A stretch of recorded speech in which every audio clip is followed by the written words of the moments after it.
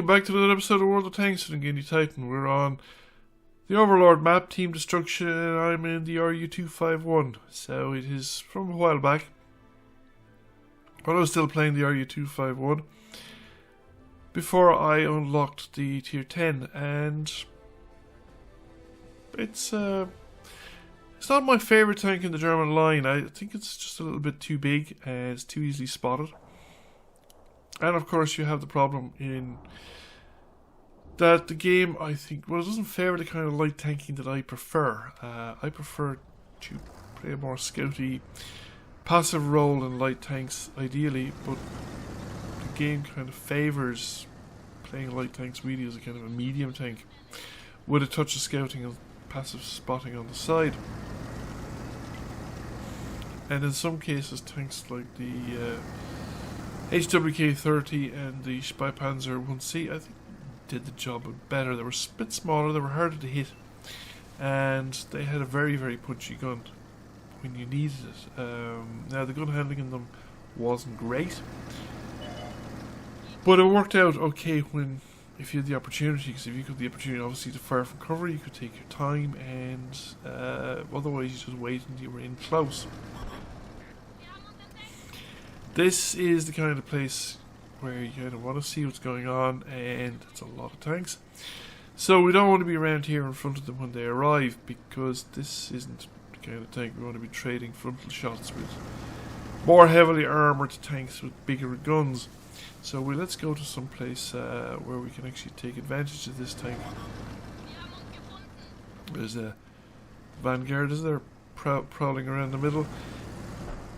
Those things are, in some ways, they're kind of the bane of the game. Okay, they're great fun if you're driving them, but they're really annoying because they, the tendency for people is to kind of drive them for the memes, so to speak. They just drive them around the middle of the team. Now this guy isn't doing a great job of it. He's just staying a little bit too straight a line. And of course they're at their most irritating and most effective if they're in platoons, because they can support each other. And the other unfortunate, now it doesn't make much of a matter really on a battlefield like Overlord. Overlord is small enough that you're going to see the enemy no matter what happens. The ability, view range and scouting and cover and stuff like that don't actually make a whole lot of difference on this map. So it's mostly kind of deploying my gun where I can be of the most assistance. Now that tank destroyer is on its own and is up against multiple opponents, and the tank on the hill above it is not really in a position to support it, so I decided to try and intervene here with the Panzerwaffenträger of Panzer IV, and it's an AT of some sort, I think AT-15 was it or something, so it's decided to ignore the guy behind it and just concentrate the tank in front of it, that at least there's a chance of shooting back at. Fortunately, the motherland has arrived on the scene and given some tiny support, not enough to save the AT-15, but we have managed to get rid of the tanks that are in the immediate threat on this corner, this side of the map. We are losing the eastern side of the map, but we haven't lost it yet. So that gives us an opportunity to get a little bit ahead of the opposition, so that when we have to deal with the tanks on the eastern side of the map, we may have a numerical advantage in doing so. And we also may have a chance to bring our scattered forces to bear. Now there's an isolated heavy tank here, and I was hoping to be able to take advantage of that situation and give some assistance to our remaining tanks, but I don't want to hang around because it's only a matter of time for some of the others to just double back and finish off. But I mess up. I should have waited a little bit longer to get in more flat with the back of the E75. The E75 was angled there and that shot just bounced away, but there's one of them left, but there's too many of them around, they're all together, and if I stayed there I'd be caught, and even here isn't a great location. I wanted to get that shot off because we need to get rid of that convoy as quickly as possible, and we haven't done so. We're kind of amazed that more shots haven't been put into it, and there's only a tank between us. We're actually two tanks up earlier on, the enemy clawed back, and I'm a little too exposed here. So it's time to get out of here because I'm going to be in danger of a run. So we're going to make a run for it. We take another hit from the Cairnarvon, but I think that's got to be accepted. And the enemy have made a mistake, in my opinion. They have doubled back to deal with us up here at the western side of the map, but they've left a 2 versus 3 situation down in the south. They should have really rolled south, killed everybody down there, and then rolled back up.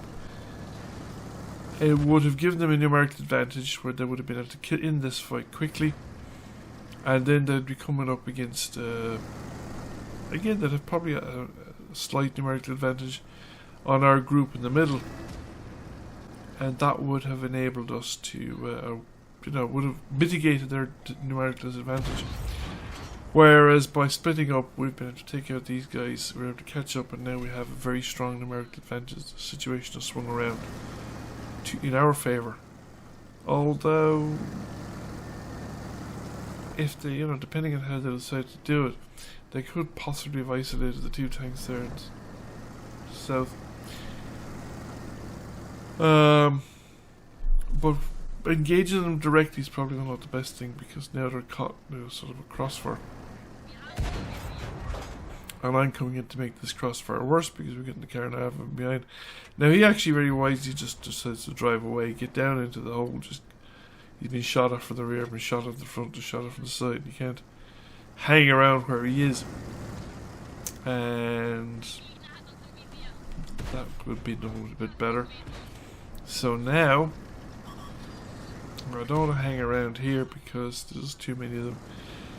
We need a little bit more of assistance. We need to get rid of probably the Scorpion because it is up there on the high ground and it could do some serious damage to me, even though it's a one-shot kill if I can just find the spot. There's a lot to be said for moving in here. Now I better back up because I have a shot, and we finish this guy off, and we're also attacking him from a kind of a right angle. All the other 2 tanks are just going to force them to divide their focus. They can't face their best armor and or their guns in 2 different directions. And now there's only 2 remaining, and we have a very good chance because the Carnarvon has fled the scene and has left the E75 isolated, which is excellent because it makes things so much easier for us. The 2 tanks that stuck together, it would be a much harder proposition on our part. Now the T-25 is going for it. The problem is that he's actually going for it instead of just using the slope of the ground and trying to get his gun depression and his strong turret armor to work for him. He's actually went down, exposed his lower front plate to the E75. Now I just need to stay out of the way. That's good. He shot it where I wasn't. Stay out of the way of the E75's gun. Well, I can probably take a hit, and we've managed to finish off the E75. Now there's only 1 tank remaining, so there's me and the T-54E1 was it, and a heavy tank. So we know that the Carnarvon is probably between this entrance and the other one, because his probably idea was to come up here, come around behind us, but there's no way a heavy tank was fast enough to do that at the time. So the 2 of us come in, and there's 2 of us here. One of us is bound to get him, and it's game over. Well, I think if I didn't get him, the T-54E1 probably would have, because it has a it's a multi-shot autoloader, and if he had a full round of the clip there, he'd probably have another 2 more shots to fire. So maybe the Carnarvon wasn't going to survive.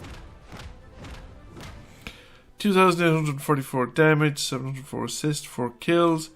First class mastery badge, came number 1 by experience, just ahead of the T-54E1, and that's a pretty good result. I'm quite happy with it. You feel a bit sorry for that E-75 with nearly 6,000 kills, or 6,000 damage, sorry.